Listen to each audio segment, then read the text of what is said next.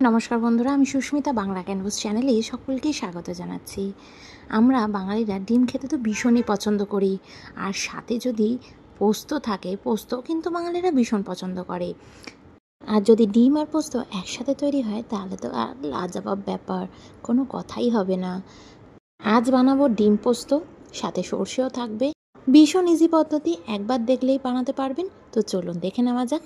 এখানে প্রথমে আমি একটা পাত্রে জল দিয়ে ডিমগুলোকে সেদ্ধ করে নিয়েছি, আর এখানে ব্যবহার করেছি ডবল কুসুমের ডিম, যেটা বাজারে ভীষণই আনঅ্যাভেলেবেল থাকে।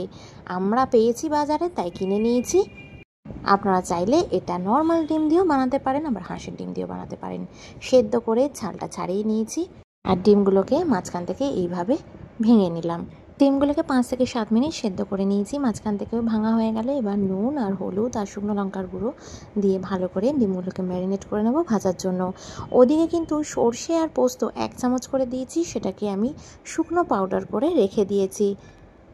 এদিকে ডিম ম্যারিনেট করা হয়ে গেল, আর একটা একটা করে ডিম আমি ভেজে নেব। তার জন্য প্রথমে কড়াইতে আমি তেল দিয়ে দিয়েছি। তেলটা গরম হতেই আধখানা ডিমগুলো উল্টো পিঠ করে দিয়ে দিলাম। এই একটা কথা দিতে পারি, এই ডিমের রেসিপিটা থাকলে ডাল তরকারি আপনাদের কিছুই প্রয়োজন পড়বে না, এতটাই সুস্বাদু হয়। আগেই বলেছিলাম আপনাদেরকে, কালো সর্ষে আর পোস্তটাকে গুঁড়িয়ে নিয়েছি, শুকনো পাউডার করে নিয়েছি, রসুন 3 কোয়া দিয়েছি, একটা পেঁয়াজ কুচি করে দিয়েছি, টমেটো আর অল্প জল দিয়ে ভালো করে একটা মিহি পেস্ট তৈরি করে নিলাম। এবার ডিমগুলোকে কিন্তু আমি ভেজে নিচ্ছি তেলে। ডিমগুলোর ওপর পিঠটা কিন্তু হয়ে গেছে, এবার এই দিকের পিঠটা আমি একটু ভেজে নিচ্ছি। আপনারা লক্ষ্য রাখবেন, কুসুমের দিকটা কিন্তু তেলের দিকে প্রথমে দেবেন, ঠিক আছে? ডিম ভাজা হয়ে গেছে। এই ডিম ভাজা তেলেই আমি ফোড়নে দিয়ে দিলাম 1 চামচ মতো কালো জিরে। এবার কালো জিরেটা দেওয়া হয়ে গেছে, এবার দিয়ে দিচ্ছি পেঁয়াজ। পেঁয়াজটা কিন্তু আমি ঝিরঝির করে স্লাইস করে কেটে নিয়েছি, একটা পেঁয়াজই দিয়েছি। এবার পেঁয়াজটাকে খুব ভালো করে ভেজে নিচ্ছি। 2-4 মিনিট ভাজলেই কিন্তু দেখবেন একটা গোল্ডেন ব্রাউন কালার চলে আসে। দেখুন ভাজা হয়ে গেছে। এবারে সর্ষে পোস্তর পেস্টটা দিয়ে দিলাম। খুব ভালো করে কিন্তু মশলাটাকে কষাতে হবে।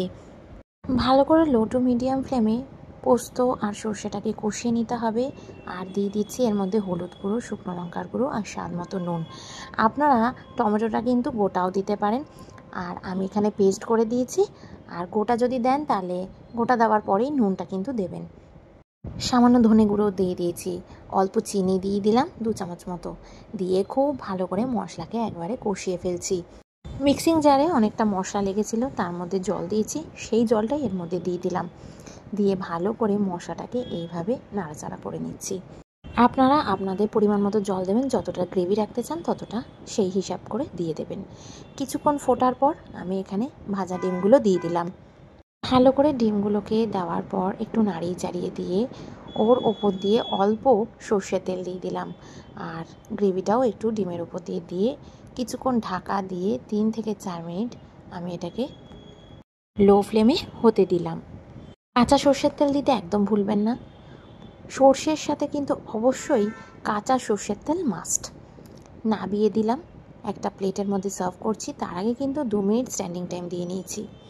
আশা করি আজকে আমার ভিডিওটা আপনাদের ভালো লেগেছে। যদি ভালো লেগে থাকে অবশ্যই লাইক, শেয়ার অ্যান্ড সাবস্ক্রাইব করবেন।